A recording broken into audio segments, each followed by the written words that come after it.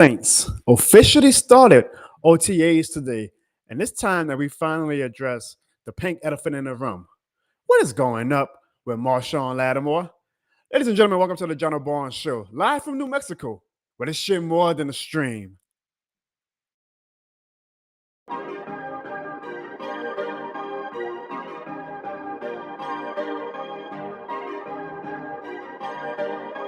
Perfect. Perfect.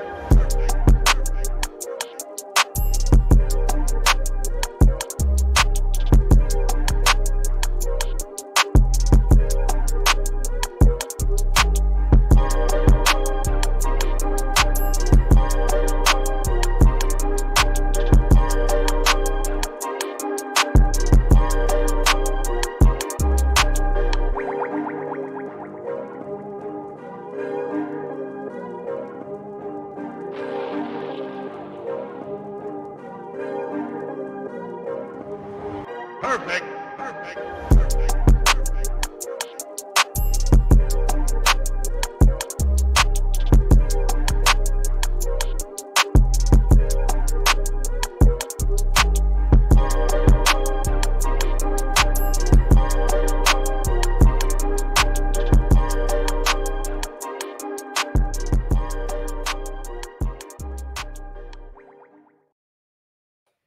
And you guys know how we start off every Jono show. Leave it this shit more than the game in the chat right now so we can get the vibes off to a very good spot because it seems like the vibes were going very well at Saints OTA today, except for that one main thing. That one main thing, and that is that Marshon Lattimore continues to not be at New Orleans Saints activities. Now, does that give cause for concern? Is it something that we gotta continue to just casually ignore? And even though the team is telling us that it's all sunshine and rainbows outside of the walls on Airline Drive, do we take that into consideration, or is there something more layered going on right now between Marshon Lattimore and the New Orleans Saints? Well, we're going to talk about that today, folks, as we get started here on the Jono Show. And actually, if you watch the post-game interview, I wish it was post-game. We got a long way to go before we get post-game interviews. But if you watch the post-practice interviews today from the New Orleans Saints staff, especially Dennis Allen, he says that he is not worried whatsoever about Marshon Lattimore. Dennis Allen actually said that him and Marshon Lattimore finally, like he's the Rock, finally had a discussion earlier this week about his status with the New Orleans Saints. And here is what Dennis Allen said about the current status between Marshon Lattimore and himself. And I wouldn't say that that's been uncommon since probably about 2020.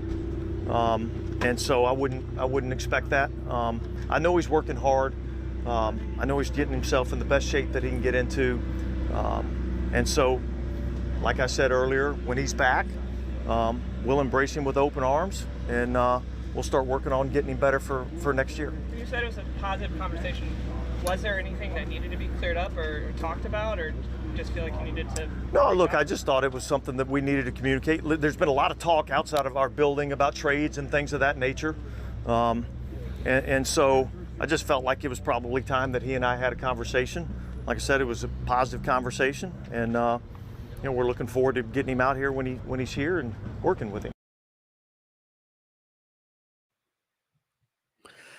Now, just one thing about the New Orleans Saints is they know how to put lipstick on a pig. So I ask you guys, is that something that we should take into account? What Dennis Allen said, he did say that they talked, right? So is that something that we should take into account, that we take Dennis Allen at his word, or do we think that he's just blowing smoke about us? What I'm going to do today, folks, is I'm actually probably going to at some point open up the voicemail lines live. We'll do a live voicemail for all of you guys where we will discuss about Marshon Lattimore's or Dennis Allen's comments and Marshon Lattimore's status with the New Orleans Saints. But I will say this: we are at the point of the offseason where we're getting real close to that post-June 1st deadline where, the major cuts are supposed to happen to save money and whatnot. And then we get into training camp, right? And that's probably going to be the number 2 time behind, of course, the trade deadline where Marshon Lattimore is going to be a hot candidate to be talked about being traded or not.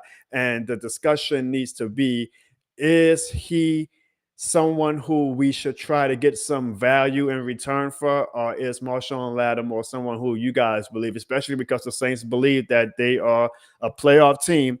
Is it somebody that we decide to stay? I think we are at the point, folks, that unless we get knock him down, can't beat offer, Lattimore's going to stay. Now, it's early in technically the season, like the season of 2024. Like it takes one major injury to a cornerback for. And guys, let me know, by the way, in the chat. I'm seeing on my end, it seems like I have a little bit of lag on my end. Now, maybe that's just my computer. If it is, that's fine. But make sure, let me know if I'm lagging on your end, if you guys are hearing me and seeing me loud and clear. Please let me know in the chat. But if a team has a major injury, maybe some team offers us a Godfather type offer to take Lattimore off of DA's hands. But if there is no can't miss offer, then DA and Mickey have seemed to decide that they're just going to keep Marshon Lattimore, which I think is a great, great move. Because again, don't sell me the fact that you are in win now more than that you're play. All right, I see I'm lagging. So let me try to fix this right quick. We are live, folks, by the way, in New Mexico. So let me see if I close up one of my windows. See, this is what happens when Ziggy isn't producing on the show. We get technical difficulties like this. I'm going to close up this video, and maybe that might make me a little bit better with the lagging. Let's try now. And if not, I might have to start over, folks, to get a better status. Granted, this might be a blessing for you guys. Jono Bones lagging actually might be a good thing for you guys, so you guys don't have to worry about hearing me this beautiful May 21st evening. But I just closed up one of my videos, and maybe that should hopefully help. I feel like I'm waving at the camera. Yeah, I got a little bit of a lag. Jeez, I think the Dennis Allen has finally caught on to me. He's finally caught on to my shenanigans. This is what happens when I do a remote show. Again, y'all, I am live in New Mexico, so I am not, as you guys can see by the background, in my standard place of operation. And maybe it's just the server acting up today, which it happens. I understand. Give me 1 second, folks. We are trying to build Rome on the fly here. And if not, I'm going to have to do this like the very most ghetto way possible and just have a background photo on while you guys just hear my voice. But either way, let's talk about Marshon Lattimore.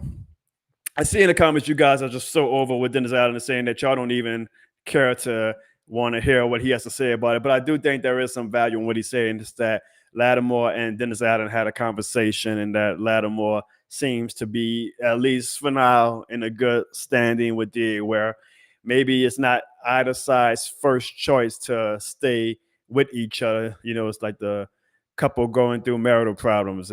It's a bad relationship, but sometimes the couple was like, yeah, we'll just stick it out and see what happens. And that could be a situation of what Lattimore and Dennis Allen is at right now. But for the benefit of us, that's a good thing, right? Because again, Marshon Lattimore, in my opinion, is a top 3 cornerback when healthy. And the problem is, though, the past 2 years, I don't want to put that Michael Thomas injury cloud over him, but he has not finished the past 2 seasons. So you begin to wonder just what Lattimore's status is. All right, I'm gonna go off right quick. By the way, y'all, I'm gonna go off on the camera side of things. Give me 1 second. Lord knows y'all don't deserve a show with me lagging. You know what I actually might do? I might just go on FaceTime. Let me see if that helps. Now, maybe if I switch to FaceTime. Hey, what a great shirt that is. All right. Let's see if I'm still going to be lagging if I change my camera. And maybe it's just one of those type of nights, guys. Maybe it's just one of those type of nights. But as we discussed this is that damn New Mexico Wi-Fi. It's not as strong as New Orleans or Texas Wi-Fi. But Bruce saying you have a good comment, and I actually kind of agree with that in a vacuum. And that is, you say that you don't take anything that DA says seriously. He only sees what he sees and not what he hears, and that's exactly correct. It's like what is it? I guess the pink elephant in the room. Like they try to tell you to ignore the pink elephant in the room when it's obvious. Like Marshon Lattimore hasn't been around a team. I believe he actually, when he got hurt last season, he just went MIA, and then his first game where he finally showed up to was the last game of the season against Atlanta. So He's not at OTAs. Now, granted, Marshon is usually never at OTA, so that's nothing new, right? That's nothing new. Like Lattimore usually isn't at OTAs to begin with, but um, it's it's one of those when there's smoke, there's fire type things, right? When there's smoke, there's fire. So there's something to keep an eye on. But I do think that them at least having a discussion. I'm not saying that that's the cure for all, but I'm saying that it's a start, right? Like at the end of the day, it seems like Lattimore is going to be a New Orleans Saint in 2024, and if he is, then you might as well at least grind your teeth, but suck it up. And it seems like both sides at least are professional enough to suck it up. And then maybe in the offseason, Lattimore gets to finally go to another destination if he's that much over Dennis Allen. Or maybe, like a lot of people are predicting, Dennis Allen gets fired. And if he does get fired, well, then Lattimore might say, okay, well, now I want to stay. I want to be a part of this new coaching regime, whoever that might be. So not trying to be negative because it seemed like it was a very positive day here at the New Orleans Saints first OTA. But it's the pink elephant in the room, and it's a huge elephant because I believe Marshon Lattimore, when healthy, is our best player pound for pound. That's just my opinion. I know we got some other great players on our team, but I think Lattimore is our best player when healthy. So it's a pretty big deal for him to not be on a team, and it's a pretty big deal for him to not or to be 100% bought in on the 2024 New Orleans Saints and the culture change that DA and Mickey Loomis have been trying to do. So all to say, we'll see about that. Don't be camera shy, folks. Get your voice all cleared up because I'm going to open up the phone lines. And you know what? It might be a show where you guys are going to have to carry it because I'm seeing still that I'm lagging. It's not as bad as it was earlier, but I'm still seeing that I'm lagging, which bothers the hell out of me. So I'm going to open up the phone lines very soon and let you guys carry this. You guys can voice your live opinion about anything about the New Orleans Saints or even the New Orleans Pelicans. Shout out to Herb Jones. He won not defensive player of the year. He was named on the first team all defense today. So we got a lot to talk about, and not just with the Marshon Lattimore situation, but here's a big thing that I don't know if I love this or if I hate this, but excuse me, I'm gonna learn this guy's name like fluidly real soon. Tadiase Fuaga. We put him at left tackle. He played right tackle in college. So this is one of those things that the Saints love to do, right? Like we draft a player who excelled at a certain position or on a certain side of the ball. And then when we draft them, we say, oh, we're going to put him on another side of the ball and just completely take him out of his comfort zone. Now, credit to Nick Underhill. He said a good point that this is the time of the year, though, the OTAs as well. You kind of experiment. And, hey, if we see in OTAs that Fuaga is not going to cut it at left tackle, doesn't hurt to just put him back in at right tackle at training camp. But it's just one of those things that because we haven't had real success with it, like talking about it as an organization, it kind of annoys me that every time we draft a player, we just say, hey, let's see what he can do at another position, right? Like, let's play him out at the position that we drafted him at to see if he can excel at another spot.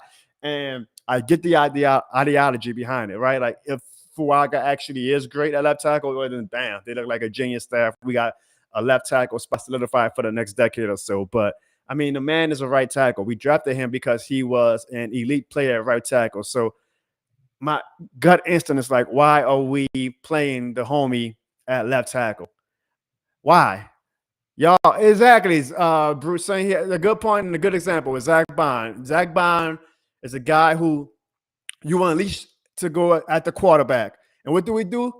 We don't play him at that prime position when we drafted him. And we finally did last year. And what happened? He had his best season as a New Orleans Saint, right? Enough to get a nice little payday with the Philadelphia Eagles.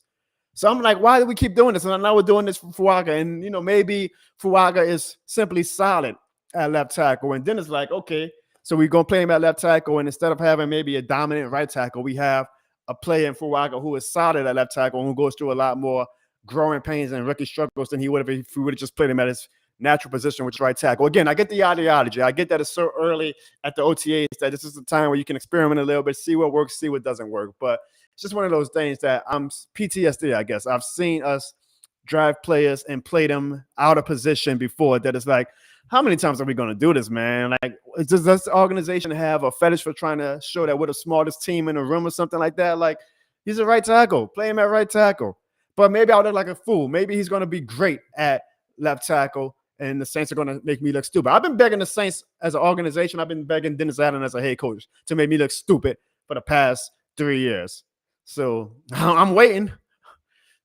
I'm waiting. Come on, make me look stupid, Saints. Make me look stupid. But my initial thought, and I'm just a fan. I'm just a fan, just like you are, is that I'm like, come on, man. We drafted a right tackle. Why are we playing him at left tackle?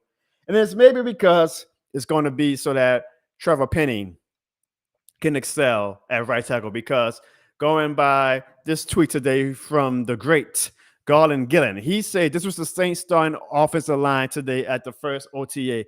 You had Furaga at left tackle. You had Nick Saldiveri and Shane Lemieux, I don't know. At left guard, you had, of course, the this year more than the game Hall of Famer and Mount Rushmore recipient Eric McCoy at center. You got Cesar Ruiz at right guard, and you got Trevor Penning at right tackle. So it seems like because Penning has been so much of a bust early on, he still has time this season to make up for his career. But it seems like to try to salvage what we can from him, we're going to play Furaga out of position to see if Penning can now excel at right tackle. And if it works out, again, great. I will make, as always, my apology as loud as the quote-unquote disrespect. But, I mean, I've just seen this team experiment many, many times, even during our most successful times with Sean Payne and Drew Breesley in a way. Like, we haven't had the greatest results of all time when we take players out of their position and tell them, oh, I try this position because it's a need for us and maybe it can benefit us more than you just playing at your natural position. So I guess we'll see, but it seems like right now this is what the Saints are trying to hope, at least, that their offensive line can look like for the 2024 season. Now, when you look at this offensive line, it doesn't scream elite at you besides Eric McCoy and maybe Cesar Ruiz, who has shown flashes of being elite, but it also doesn't scream to me worst O-line in the league. Like, it seems like its floor is a solid offensive line. Its floor. Now, its ceiling can be great if Trevor Penning actually lives up to the hype and surprises us all and takes a leap in year 3, and that Furaga is as advertised, even whether he is at left tackle or right tackle or whatever they do with Penning and Furaga. But this seems to be the Saints' hope. Like, the Saints are like trying to hope that they see something in OTAs to say, oh, we can actually ride with this O-line going into the season and that it benefits everybody. But again, I just have PTSD, and I'm like, I've seen this script, like I always say, when it comes to the New Orleans Saints, especially when it comes to our playoff chances and our hope as a New Orleans fan base. I've seen the script a lot of times too. We'll see. We'll see. Again, guys, I'm going to open up the phone lines very soon. So if you guys want to comment on these topics, please get your throat ready, go drink some tea, some water, and I'm going to hear from you guys in about maybe 10 minutes. Now, here's another thing that happened in OTAs that seems to be something that, you know, a lot of you guys, this is what I'll say. This is what I'll say. Nowadays, everybody want to talk like they got something to say. But really, when you think about it, nothing comes out when they move their lips. Just a bunch of gibberish. And all you people act like you forgot about Jake. Yes, indeed, folks, because Jake Haener apparently had a great camp today. That was only day one. It's only day one, but Nick Underhill tweeted, Jake Haener had a great day today. And on top of that, I know that we as a fan base is all on Spencer Rattler, and he's the second coming, and he's the guy who's going to lead the Saints for the next decade or so. But that's just for comparison. I'm a fair man. Let's see what what Spencer Rattler did today in OTAs. And according to Sean Fazende at Fox 8, he says Spencer Rattler struggled a bit during 7-on-7s and was picked off on the tip pass that he overthrew. Then was nearly picked off again when a throw was laid over the middle. Rattler did have a nice connection to fellow rookie Bub Means on a deep over for a big gain during the team session. Now, I'm not trying to pile on a guy. This is obviously his first practice. What up, Britt? I think this is my first time seeing Britt on my live stream. I'm sorry, y'all, that I'm lagging today. Again, I'm in New Mexico. I'm trying to do a remote show, so we gotta work with the work with what we got while we continue to build this shit more than the game empire.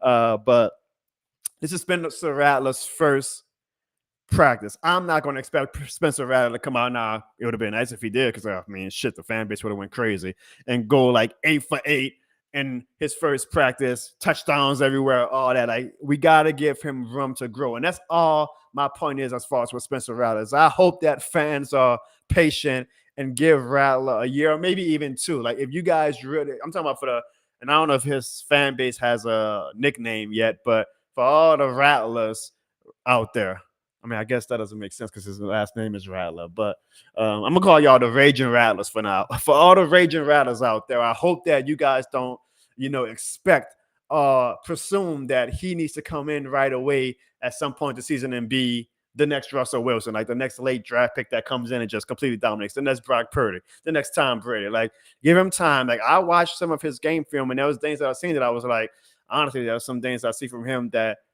Saints fans complain about with Derek Carr, for being honest, as far as his pocket presence and things like that. Now, don't get me wrong, Rattler has an amazing physical attribute set that you cannot buy. You cannot buy. So obviously his potential is through the roof, and that is why a lot of Saints fans are excited, along to go with the fact that he was a very much hyped up prospect coming out of high school and in college for a little bit. But I think today was just a simple reminder that, again, guys, Spencer Rattler is a rookie. And Jake Haener is going into year two. Now, technically, they're both starting off on the same foot as far as offensive philosophy, because we have a new offensive coordinator and Clint Kubiak, who, from the reporters today, say that he's not the most vocal offensive coordinator, but when the team was messing up with some of their motions and with some of their formations, he got in the ass. And I like that, because I don't feel like I've ever heard any type of report saying that Pete Carmichael got in on the offensive line or the offensive skill set players as for, false starts or wrong formations and things like that. So we need that. We need a teacher who can come in and say, get y'all shit together. But they're both learning the same system, but it really is a huge head start when you have 1 year of NFL experience over another player, especially at quarterback. So all that to say, y'all, don't forget about Jake, okay? Do not forget about Jake Haener. Jake Haener was the prized possession of the New Orleans Saints fan base last year, and we all know how fickle of a fan base we can be. Hell, it's with every fan base. But don't forget about Jake Haener, okay? He might surprise some people. And actually, even before we drafted Spencer Rattler, Nick Underhill had a great article about how committed Jake Haener was this offseason. He even worked with John Gruden, and, personal opinions about John Gruden aside, as far as from a football standpoint, John Gruden is a great head coach and a guy who has made a lot of great quarterbacks, or at least taken quarterbacks and make them have great years, including our own Derek Carr. So Jake Haener has tackled this offseason with 100% vigor and with commitment to being the number two guy, and maybe even having that drive, because, again, y'all, I don't know if y'all know, but he was a Saints fan growing up, and Drew Brees was his favorite player. So he probably has that chip on his shoulder attitude that the great Drew Brees had, where he wants to be great, and he's going to do every single thing in his power. Even though he may not be the most physically gifted quarterback out there, he's going to do every single thing in his power to be great. And so it's going to be a battle, is all I'm saying. I know that Spencer Rattler has the physical tools that we yearn for as a fan base, and Spencer Rattler is now the sexy name, and we've not all of us, but I would say damn near 60%, 65% of the Who Dat Nation has convinced themselves that Spencer Rattler is that guy, even though we've seen not him play one single snap in the NFL so far. But Jake Haener said, y'all forgot about me? Y'all forgot about Jake Haener? What Jake Haener said, I'm going to show y'all. And I'm looking forward to it. I actually think that's going to be a fun battle to watch. If you ask me today on May 21st, I would put my money on Jake Haener winning that number 2 spot. Because, again, I think Jake Haener just has the head start as far as knowing how the NFL is. And he's putting in the work. Like he's saying, y'all could hype up Spencer Rattler all you want, but I've been putting in that work. And I'm not just going to say, here, Spencer Rattler, here's the red carpet. Come take my number 2 spot. I think Jake Haener is going to be like, hey, I'm the guy that's going to show that I'm possibly the next starter for the New Orleans Saints. If at any point, and I hope not, because I know it's injury or anybody, but if at any point Derek Carr goes down again, Jake Haener is saying, don't forget about me, y'all. Don't forget about me. So those were the main takeaways from the first day of Saints OTA. We'll see what happens with Lattimore. I'm not expecting Lattimore to come to OTA, but it seems like for all intents and purposes, Marshon Lattimore will be a New Orleans Saint in 2024 unless a team comes with a Godfather offer and says we really need a cornerback to take us over the limit as a Super Bowl team, and the Saints get a can't-miss offer. My girl, Brett, y'all, if y'all are on Twitter, is so much this shit more than the game certified, and I'm glad that she is joining the show for the first time tonight. I just wish that it was under better circumstances. Like, I'm so damn lagging today. Like, I can see it just like you guys. I am absolutely. I don't know what's up with this New Mexico Wi-Fi I'm on or something, but I apologize for the lagging issues today, guys. But the good thing is that this is an off-season show. Like, we're just shooting the shit tonight anyway. So forgive me for that, guys. I'm a guy who takes a lot of pride in professionalism. The show was working. I did a test run earlier and it was working just fine. So I don't know why we're lagging tonight, but must be something about that New Mexico era that I'm currently under. But Britt says Jake has the experience and put in the work. And now Britt, by the way, y'all, maybe even a bit like me, is like, hey, she's a Jake the Snake fan, a part of the Hana Hive is what I call it. We're part of the Hana Hive, and we're like, don't forget about Jake. Now again, may the best man win. I'm always cheering for the guy who's going to lead my team to the most wins, whether that be Derek Carr, whether that be Spencer Rattler, whether that be Jake Hayner, whether that's some guy in college right now who we don't even know exists yet. Whoever it is, I'm cheering to be the best he can be at quarterback.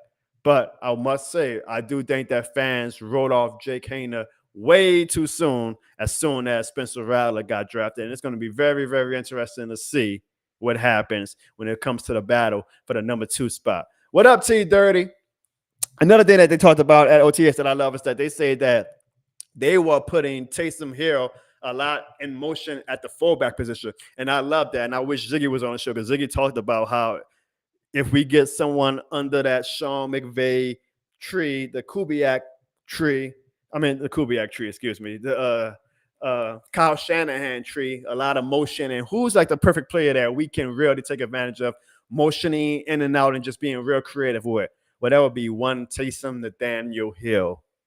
And I think that that's going to be very exciting to see how we utilize or how Clint Kubiak utilizes Taysom Hill this offseason. That was probably my favorite report from the OTAs today, is that they were using a lot of motion right away, which means that this is going to look a lot different from your typical Sean Payton / Pete Carmichael offense, and that Taysom Hill is going to play a big part in the creativity that we use when it comes to the motion and whatnot. So I'm excited about that. I'm very much excited to see what role Taysom Hill plays under Clint Kubiak. But I want to know what you guys think. So what I'm going to do is I'm going to leave. If you're watching on YouTube, sorry for everybody who's watching on Twitter, but if you go on my YouTube, you can get this link as well. I'm going to leave a link, and what we're going to do is, you guys should know the rules by now. Just turn off your camera and come join the show. And if you want to say anything, if there's anything you guys want to say or talk about with the New Orleans Saints, we'll leave this on for about maybe half an hour. We'll just shoot the shit about the New Orleans Saints and talk about what's going on in OTA. So you guys can see it to the right of me, the left of you. I don't know how the mirror camera is going. I'm lagging too much to even see at this point.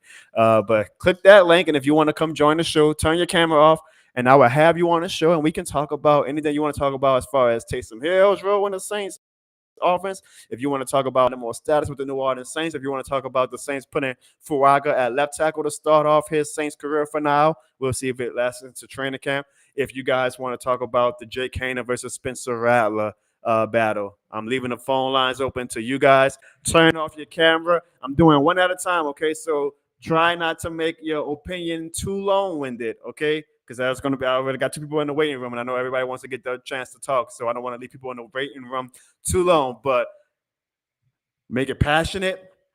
Make it not quick. It could be about a minute to a minute, and of course, make it so that the world knows that this shit is more than the game. So I'm not surprised that this guy's the first one in line, because he is always ready to speak his mind. He calls me like every other day, no matter what, to talk about whatever. It's the hot topic. Things with the Pelicans in life. So let's bring him on right now. Mikey, are you?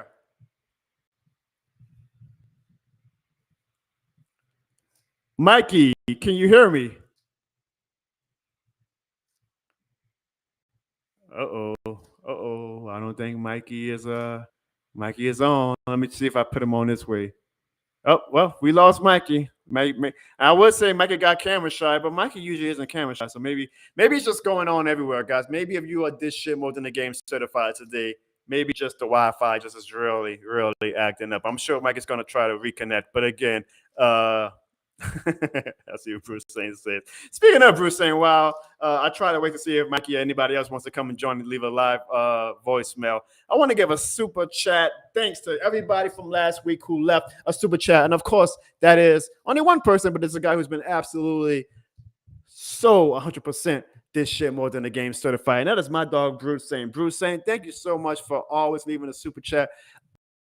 I see that we probably need more super chats and how lagging my camera is today. So I promise you guys, whatever super chat that we get, we invest right back into the show. And as you guys can see, we actually need the super chats because good Lord have mercy, is my lag on my camera today really, really bad. I don't know what's the issue. I don't know if it's a server issue. I don't know if it's because Ziggy isn't on the show, so he doesn't know how, he doesn't have the ability to help me fix it or whatnot. But I appreciate everybody who leaves a super chat. Bruce Saint, you have been leaving super chats for like the past damn near month and a half, and it really means a lot to me and the whole crew. Now I say crew loosely because it feels like at this point my crew of Evan and Sean and Ziggy, they just come on whenever the hell they feel like it, right? They say, well, it's the off season, we ain't got to show up every week, which is fine.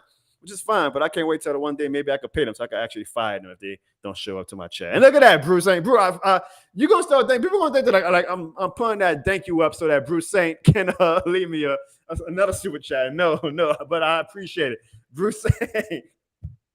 Well, you know what? I might as well just put up this shit more than the thanks right now for next week as well. Bruce Saint, thank you.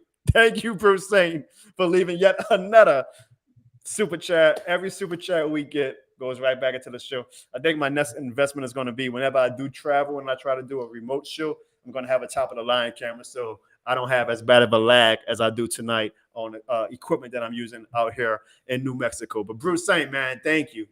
I hope, you probably can, because I know even when I say I might do some in-person events one day, you say you aren't necessarily always willing to put yourself out there like that. But if you want to get on the live voicemail tonight and just shoot the shit for a little bit, you are more than welcome to.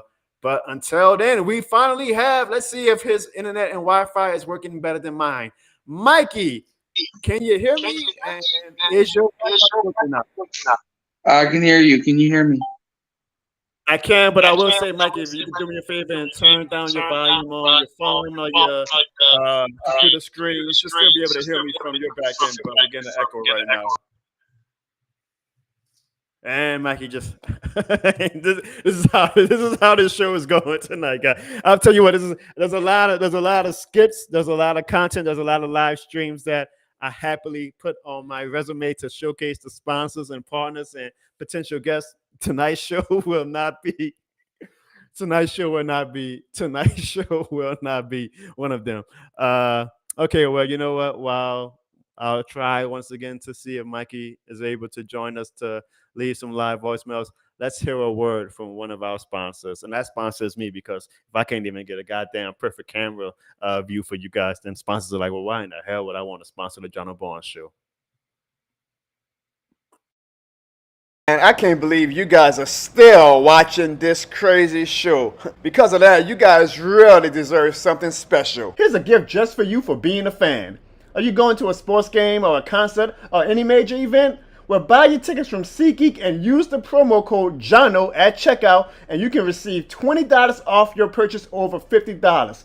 That's $20 off your purchase. What are you waiting for? You know this shit more than a game, man.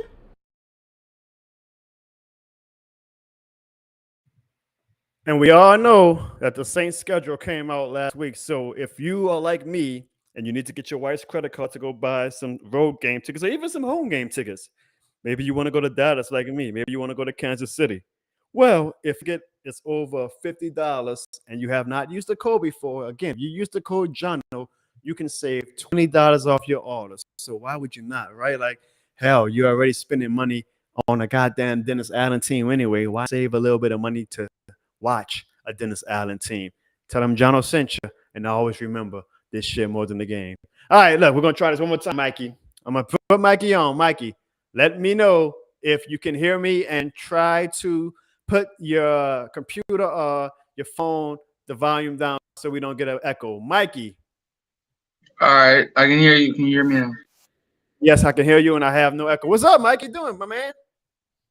What's up? And just so you know, if this doesn't work, I have the computer pulled up. So if this doesn't work, I'm going to the computer. But yeah.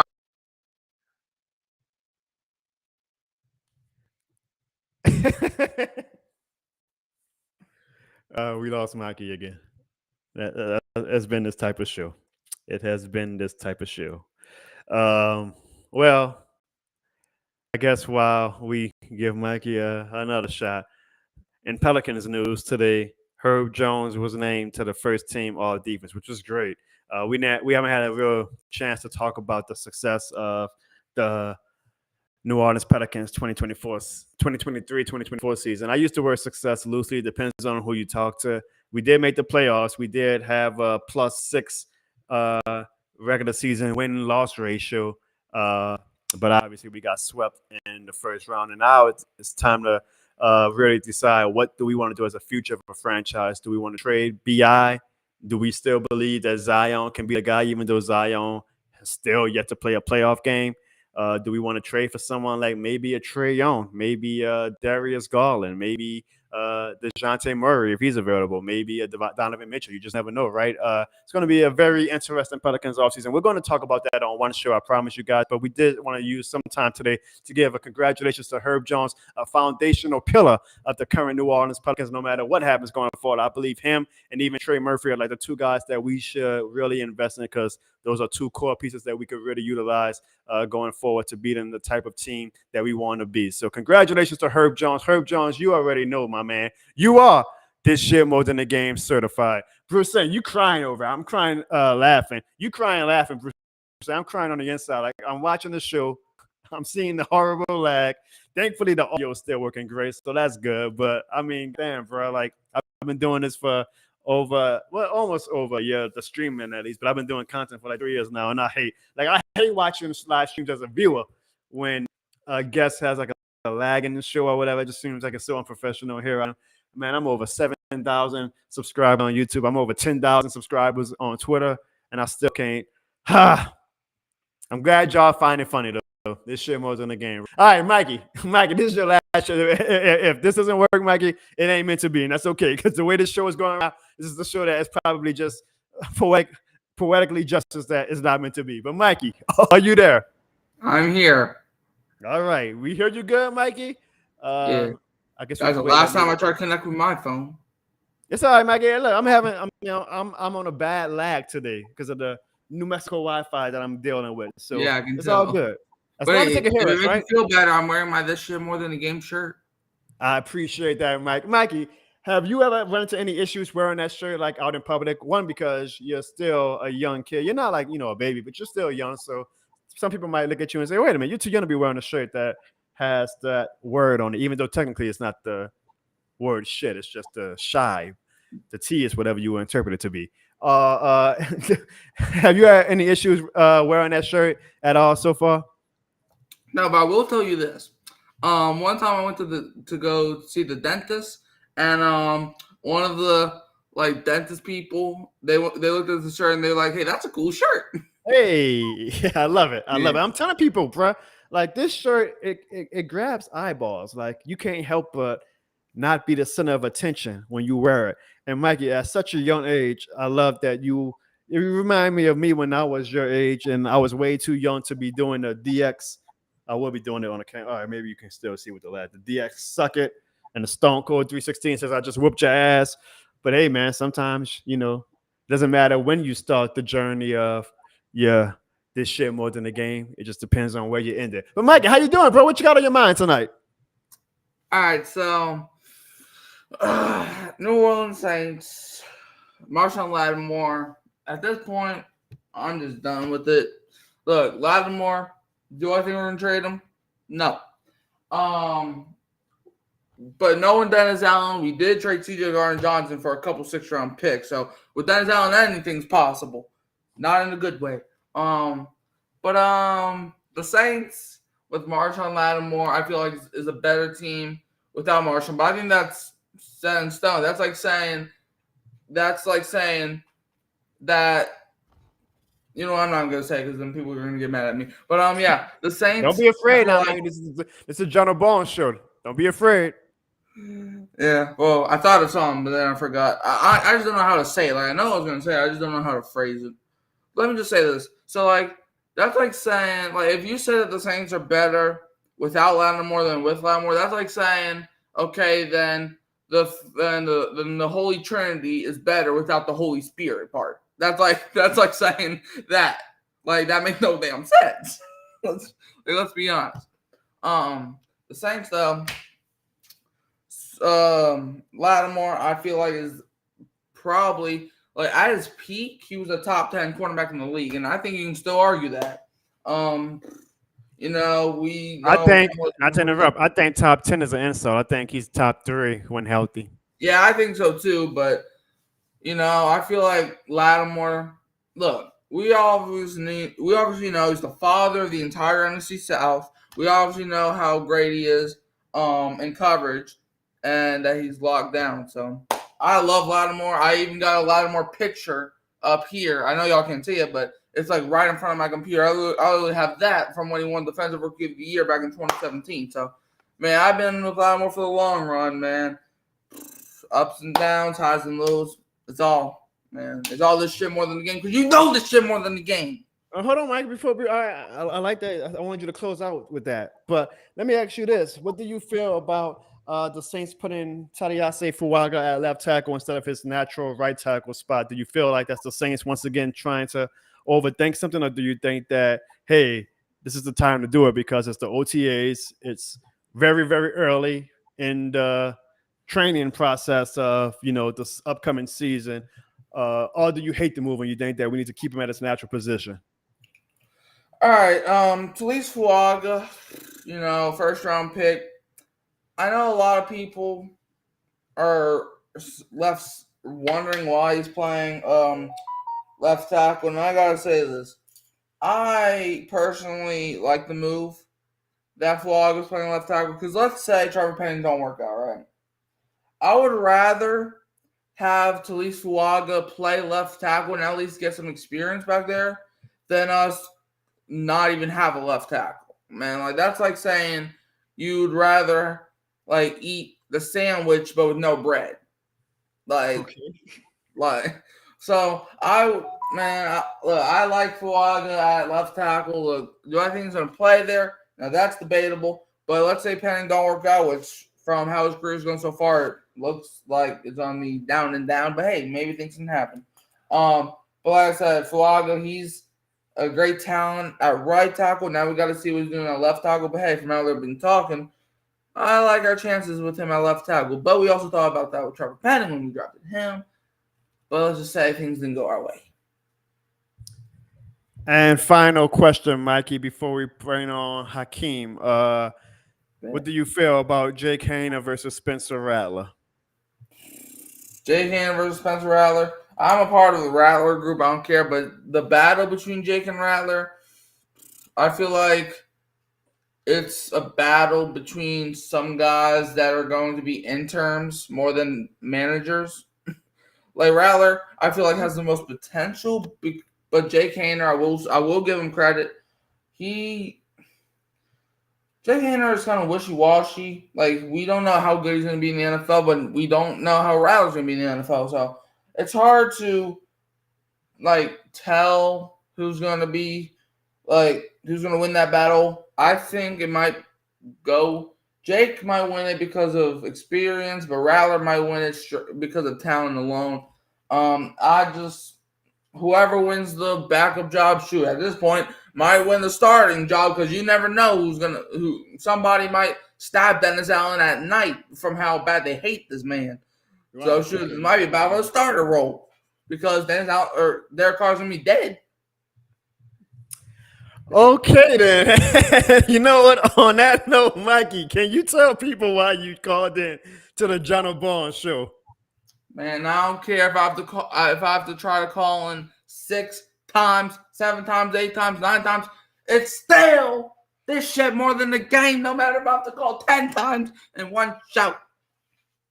I appreciate you, Mikey. Talk about a kid who is this shit more than the game certified. Thank you for that call, Mikey. Honestly, thank all of you guys. We have over 125 people watching right now. I wish we only had 25 people, given how bad my technical difficulties are tonight. But for you all to still remain watching this show absolutely helps. And Bruce Saint, I don't know I gotta do something nice for Bruce Saint. And the guy is just, I wish we had this shit more than the game air horns to give you Bruce Saint, but it's probably best we don't have that tonight because that probably will take 5 minutes for the air horns to finally play. But Bruce Saint leaves another super chat where he says, take some more money so maybe we can get the Jono Bone show to 10 FPS. Oh God, it's gonna be a show one day that you know what, you need to go do shows like you know what, just like in anything in life, in any football game, some weeks you're having a great week, you win 35-7, right?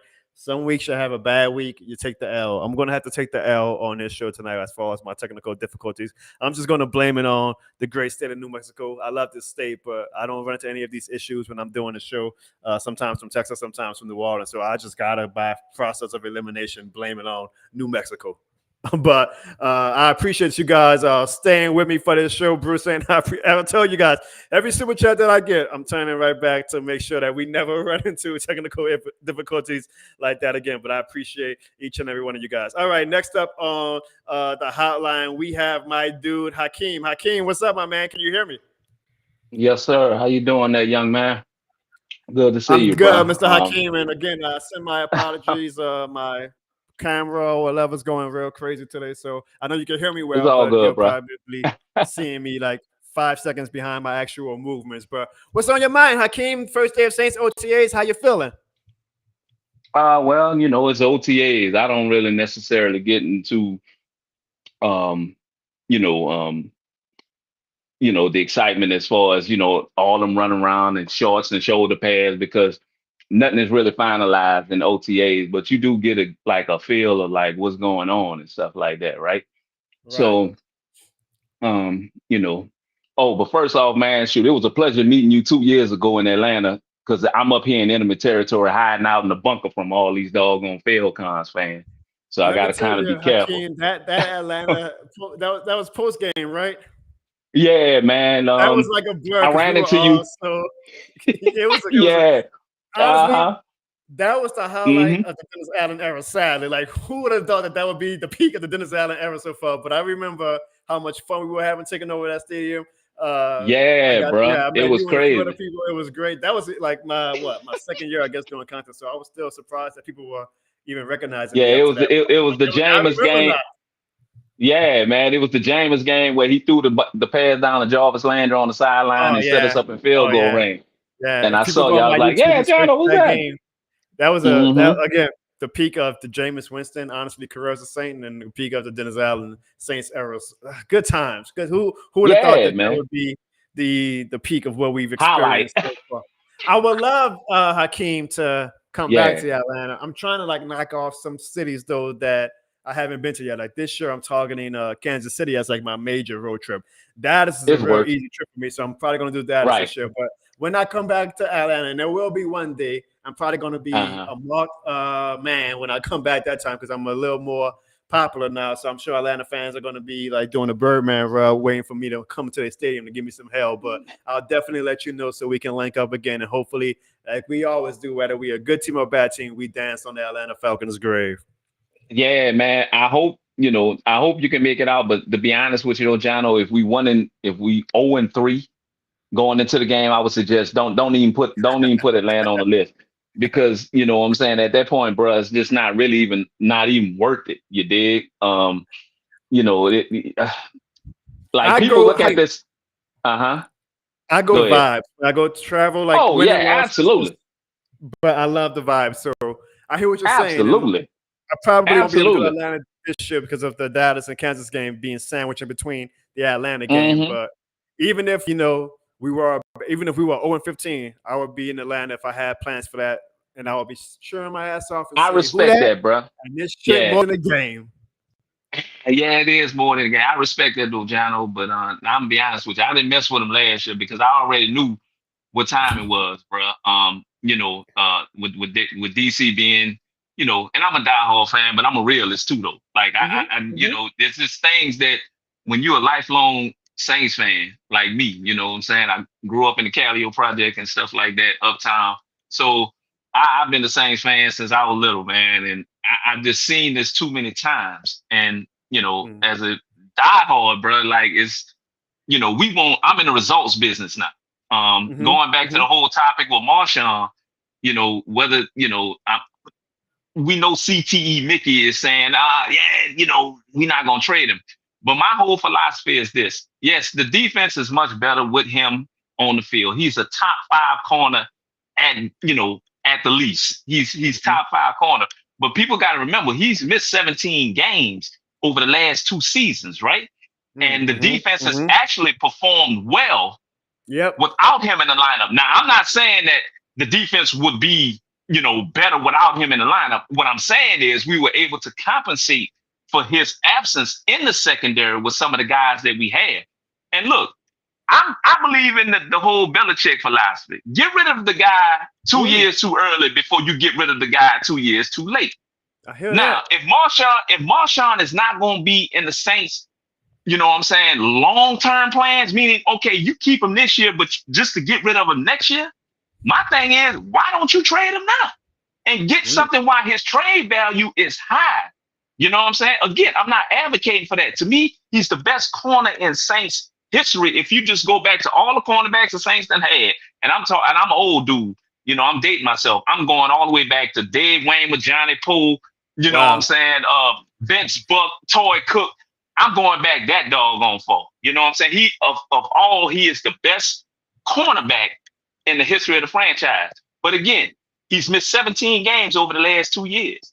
Now, some in the organization said, well, hey, he could have came back, a few games before then. That lets you know that his frustration with the team already, if he could have came back, a few games prior to the season ending and he didn't, that lets you know that his mind ain't really there.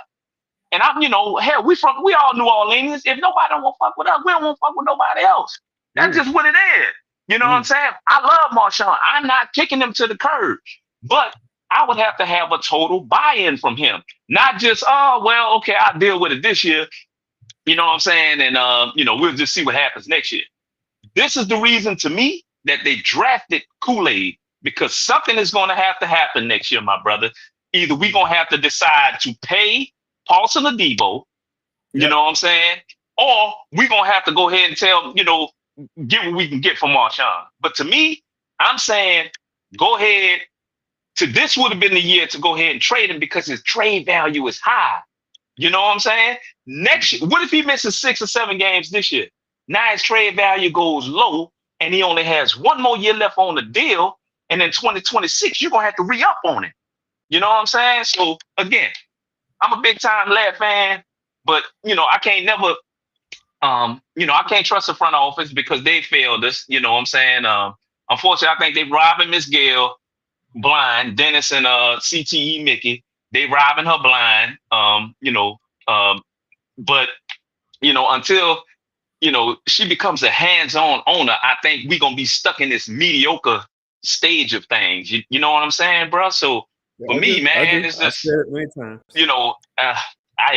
won't Lat, but I only want Lat if Lat wants to finish his career as a Saint, kind of like, with Cam, kind of like what Cam is, a lifelong Saint, But for me, it just does not make any sense, my brother, to go ahead and hold on to him if the move is to go ahead and get rid of him next offseason.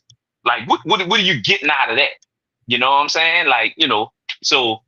I was on board with just, if you can get something for him now, go ahead and get something for him because the trade value is high. You know what I'm saying? But, we got a lot of emotional people in our fan base too. So when you hear, oh, no, you want to get rid of Marshon, you still, nah.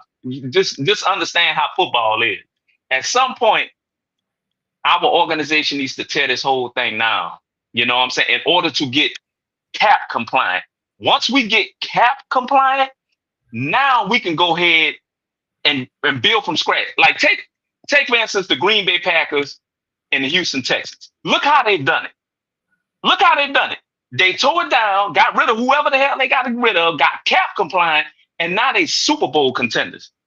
As Saints fans, that's how we need to go ahead and do it instead of just putting duct tape on the holes that you find leaking in each pipe. You know what I'm saying? Replace the whole pipe. It sucks because football season is what we live for. But at the same time, there's a way to do it, a right way to do it. And the right way to do it to me is go ahead and tear it down, get cap compliant, build through the draft like the Texans did. You know what I'm saying? And hey, then we can go ahead and try to find that sustainable level of success like we did in 2017 with that great draft class that we had in 2017. You did? So.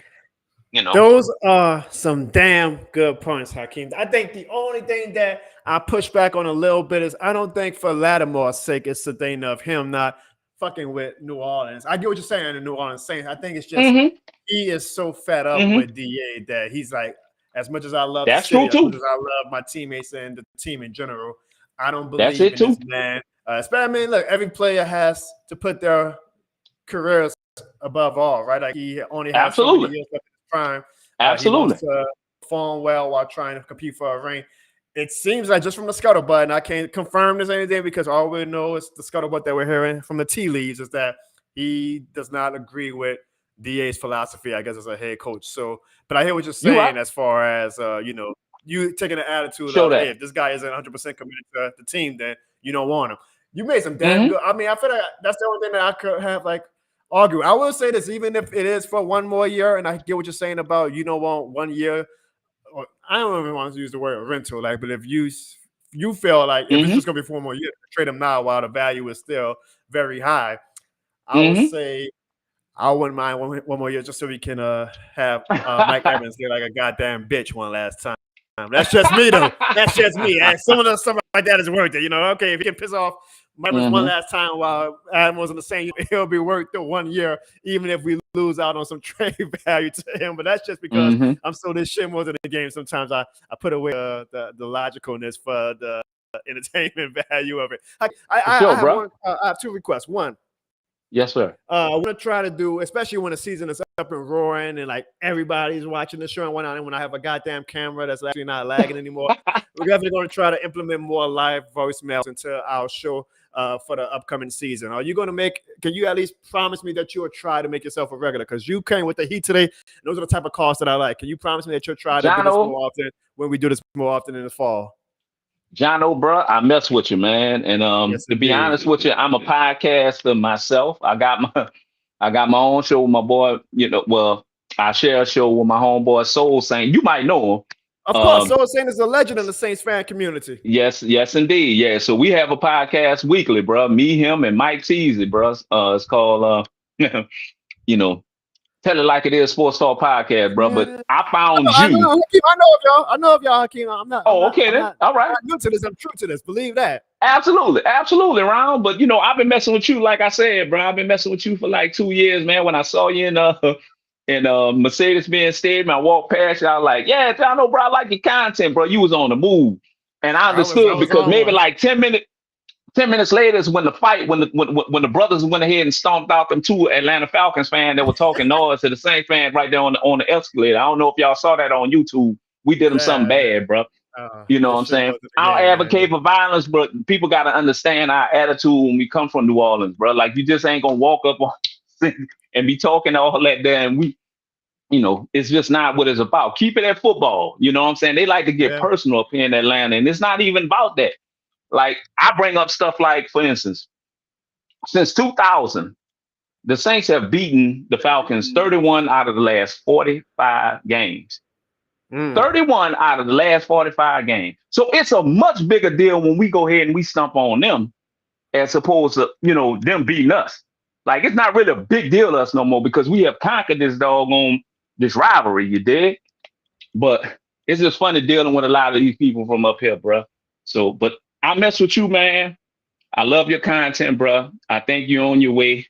You know what I'm saying? Like it just shows with how you put your show together and stuff like that, man. You and Well, Ziggy. not tonight, but But fire sure, yeah, yeah. But man. I would say you hmm helped salvage what was the shenanigans of this show tonight. So I appreciate you, Hakeem. And Hakeem, before you For go, sure, can I bro. just get one last time all the way from the ATL because I know it's gonna make my heart feel so full. Why did you come on the Jono Barnes show? This shit is more than a game, pal. That's You my know what dog, I'm saying? Hakeem. It's Love more you, than my a guy. I game. can't wait to Mess talk with more with you Jono, y'all. during Mess the with season. Jono. Let him know Yes, in sir. Atlanta, Hakeem. I appreciate you, my man. For sure. Who that, baby? Who that? And I'm glad the crawfish don't price don't went down. Now I can come down there for essence. Now I Yeah. can come down there for essence and go ahead and snatch me about 2, 3 pounds. Yeah, man, You them know what I'm presses saying? was more than For the game. sure. I tell you that. Them presses was more than the game. Thank you guys to Hakeem. Yeah. That guy, that's awesome. That was his first time doing a live call with us. Hopefully, he'll do more. And check out his show with, of course, the Soul Sandwich. I'm telling it like it is. They keep it real, and they definitely keep it this year more than the game worthy. All right, next up, we got my guy, Saints Production. Saints Production, are you there? Yes, I'm there. What's All up, right, Saints Jono? Production, what's on your mind, my kid? Yeah, first of all, it's been a while, man. Like, hello, can you hear me? Yeah, we can hear you. Go ahead. What you said? Oh yeah, I was saying that it's been a while since I interacted with you. I had sent some voicemails and stuff, but I don't think you got to them. No, I get every voicemail. I've just been on and off with the voicemails that I've done because it's been the off season, so we've been doing a lot of not traditional format John O'Bone shows. So I appreciate the voicemails. So don't think that they're not being utilized. They're definitely not being taken for granted. We're just trying to do different formats this off season. Trying to fail what's right. But we do get the voicemails. Oh, okay. Well, I wanted to get, but anyways, yeah, I have been doing that, and about the Marshon Lattimore thing, I think that his relationship is fine. It's just that since we drafted Kool-Aid, I think that will probably maybe add to it. And I remember that the other person that came on before, because like I literally just tuned into the show because I was super late. Sorry about that. But anyways, about the Marshall Lattimore thing, I think that what the other guy was saying that how he has this high trade value. I think Marshall Lattimore still has some juice in the tank because even though he was hurt a lot last season, he still showed some flashes and stuff of good. So I think he still has some juice in the tank. If you ask me, So and I you're think saying you don't want to he. trade him? I don't think we should trade him just yet, but I feel like we drafted Kool-Aid. I think it's a nice addition though. I hear that. I agree too. I think one thing Hakeem pointed out to this. Dennis Allen knows how to coach some cornerbacks now. Like he makes a lot of cornerbacks look really good. So he's actually shown that when Lattimore goes down, that we can still be 10 toes down, putting on a good secondary, even when Lattimore's injury history. So it wouldn't be the end of the world to have Lattimore traded, but I do think just pound for pound, he's our best player when healthy. And so if you're going to preach to me as an organization that you are in this win now mode, then you don't be a win now team by trading your best player, in my opinion. So him, Yeah, and this is what DA has to learn as a head coach. Like, okay, he traded Garner Johnson when Garner Johnson and him were button heads. Seems like players that he butts heads with, he gets rid of. And I understand that because Sean Payne did that a bit too, but there's sometimes where you just got to like be a bigger person and say, okay, let's have a discussion. Like, where are me and you philosophically disagreeing on that we can move forward? We ain't got to be best friends. You ain't got to think that I'm the greatest head coach of all time, but you're detrimental to this team's success, and I'm the head guy in charge. So let's try to come to a midpoint that we can at least move aboard amicably for the sake of our franchise. And I'm hoping that with this situation with Lattimore, he's doing that. So I guess we'll see. I think that they are giving us a bit of word salad with DA saying that, oh, we're going to keep Lattimore and whatnot, because I'm pretty sure if we get a team that says, hey, Saints, we'll give you guys a first-round pick in 2025, DA and McGinnis are going to say, Lattimore, it's been great. Thanks for the memories. But I'm hoping that both parties at least learn from this, and hopefully Lattimore has a great season because that gives us the best chance at being a playoff team like this team is saying that they can be. Saints Productions, while I have you on here, have you been following your girl Caitlin Clark's WNBA debut so far? Oh yes, I'm just about to get to that. Yeah, I have been following it. My baby Caitlin Clark, but Look, she struggled a little bit, but I feel like she's coming into her own. And look, man, the box office is undeniable, right? Like people are watching WNBA more than ever. The money is behind Caitlin Clark. Do you feel like she's off to a good start for her career? I feel like she's off to a good start. I just feel like her team is not really, Which is why they had the first round pick, though, right? Like people keep saying, "Oh, they're a bad team." Well, yeah, they're the number one overall pick. Of course, they're a bad team. yeah, because they have to realize Caitlin Clark, she can't carry every single game like she used to do in college. Like in the pros don't realize that it's just like football.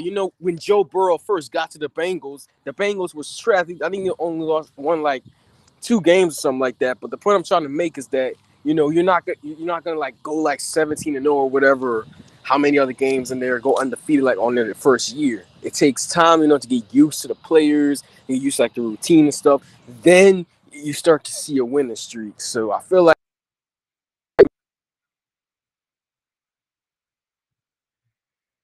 so. We lost you for a little bit, but See, I I feel like think you're trying to say Saints Productions while you eat your apples. You are eating your apples again, are you? It sounds like you're eating apples again. oh no, I'm not eating apples. Ziggy would have been real proud if I he was watching promise. tonight. I promise I'm not eating apples. I'll do you a favor, Saints Productions. I'll try to clip this so we can send it and add Kaden Clark on Twitter and Instagram, and maybe she'll see it. And maybe you never know, bro. You never know. Shoot your shot, right?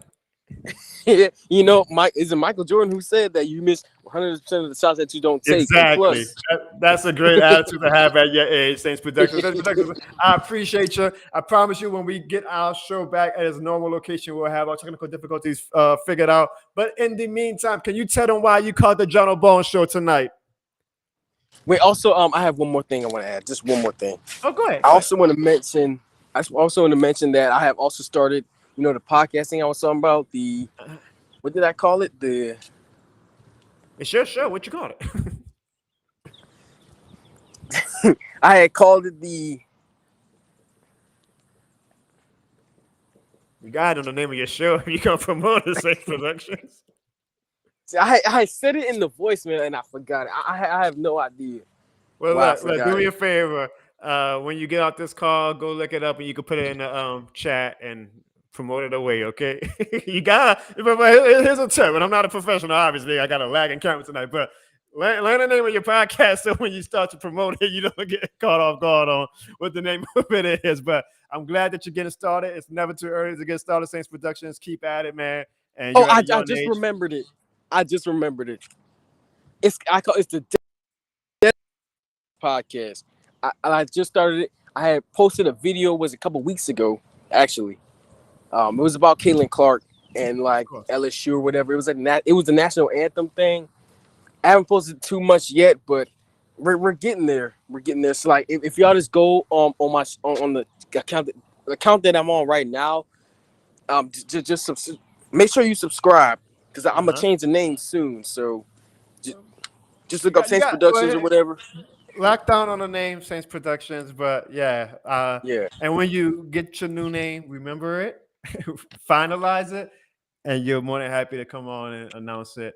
And hopefully people will subscribe and keep at it, bro. Keep at it. It's a long journey, but it's a fun journey, okay? Yep, and especially during football season, I'll be doing Hell Saints. yeah. Now, here's one thing I know you won't forget. Can you tell them why you came on the Jono Bone Show? This shit is more than the game.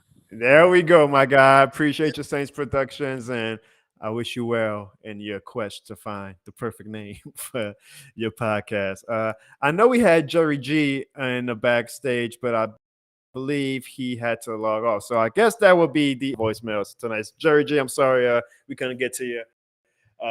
It might be for the best, though, my man, because it's been a crazy, crazy show. And yes, you guys can still see I'm still lagging. So I thank you guys, though. Over 200 people as we close shop on a show where my computer or my camera or my Wi-Fi did not agree with me going on live today whatsoever. Will, that's so mean, Will. Well, everybody's got to start somewhere. Will, I'm like technically a professional podcaster, and look how out of sync my podcast is. We all don't have the greatest resources, so give him a shot. Give my guy Saints Productions a shot. But shit, I probably lost some subscribers myself tonight with this stream. No, I appreciate all of you guys who joined tonight. I apologize for the technical difficulties. I was thinking about cutting it short as soon as I saw the shoes, because I can't just like stop the show in the middle of a show and try to work on it. Ziggy the crew actually showed up to work, I probably could have went off camera and tried to fix my issues while they carried the show. But as a one-man show tonight, I was kind of stuck in a rock and a hard place. But that is why I have the best damn community, because you guys did not mind it. You guys continue to stay engaging in the show. My guy Bruce Saint donated $15. Hit the This Shit More Than the Game air horns to help me so that in the future shows I don't run into a goddamn lagging camera anymore. You guys still came with the voicemails live. I appreciate you guys. That is why this shit is more than a community. I thank you guys. I promise you guys in the future. Yeah, Will. Hell yeah. That's a true. Let me highlight that. This Wi-Fi is definitely more than the game. Now, I don't know if it's the Wi-Fi or not. Again, y'all, I'm live in New Mexico tonight, so I'm just gonna blame it on. I'm gonna blame it on New Mexico. New Mexico is still.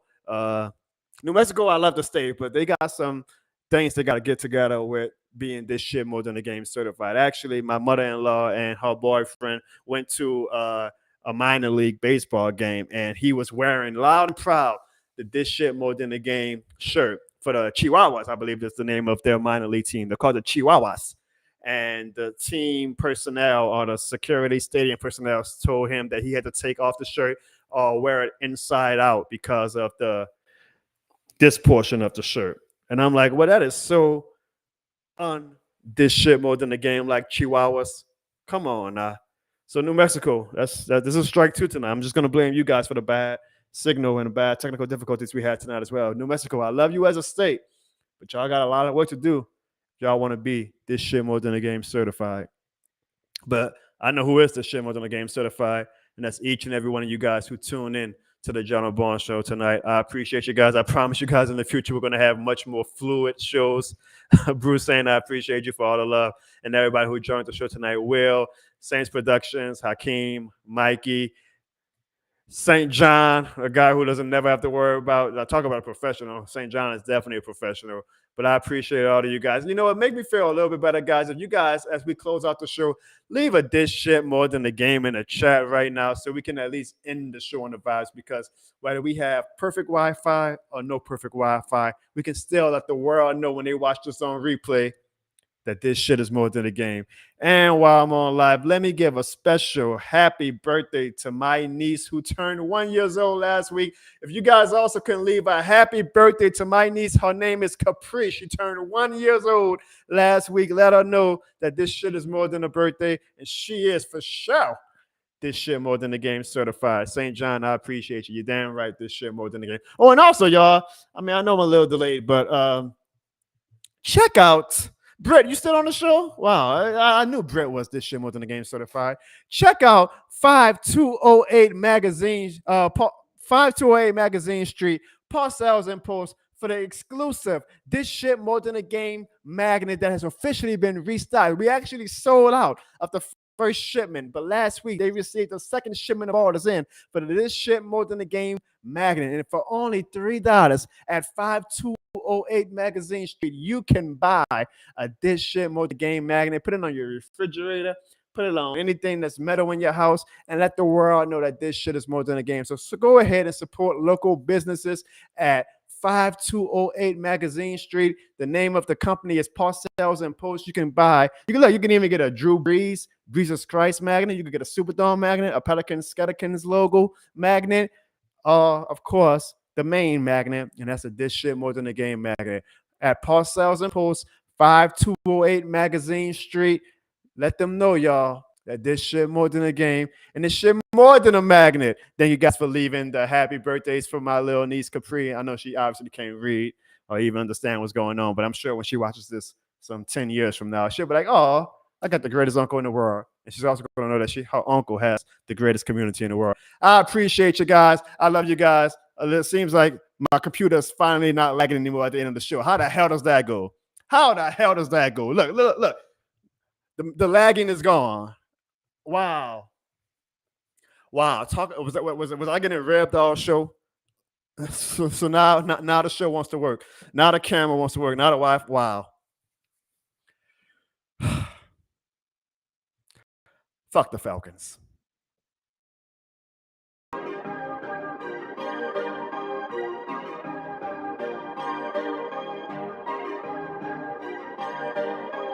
Perfect. Perfect.